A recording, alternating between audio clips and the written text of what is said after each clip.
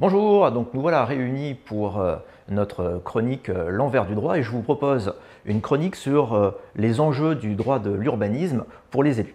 Alors c'est un droit qui est passionnant et qui présente deux enjeux fondamentaux. Premier enjeu, c'est un enjeu politique, parce que le droit de l'urbanisme va fixer le cadre de vie des citoyens et l'expression d'un projet politique.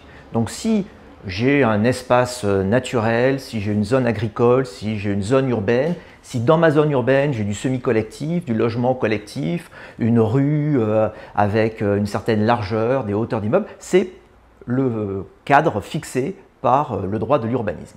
Donc, le droit de l'urbanisme, c'est l'expression du projet politique d'un élu. Projet politique qui peut être contrarié, surtout pour l'élu municipal, par l'intercommunalité, puisque l'intercommunalité va avoir de plus en plus le rôle de coordinateur, voire même le rôle de réaliser les différents plans locaux d'urbanisme intercommunaux ou les schémas de cohérence territoriaux, les SCOT. Et à côté de cet aspect d'enjeu politique, il y a un aspect pouvoir.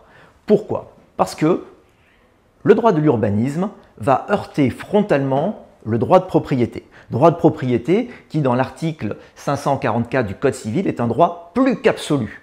Donc c'est le caractère sacré du droit de propriété qui est marqué par cette expression plus qu'absolu.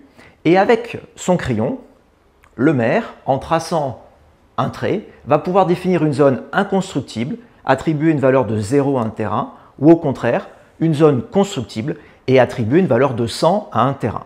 Et toujours avec son même stylo, le maire va pouvoir signer un permis ou refuser un permis de construire, c'est-à-dire donner de la valeur ou pas à une propriété.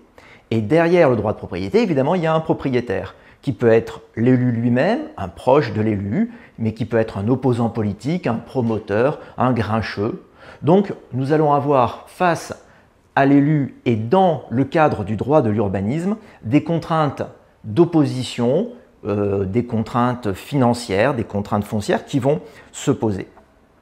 Et c'est en ça que les élus doivent être très attentifs. Double enjeu, enjeu politique et enjeu de pouvoir, avec des risques juridiques qu'il faut peser et des enjeux pour le citoyen qui sont colossaux, notamment sur le moyen terme en fixant un cadre de vie harmonieux.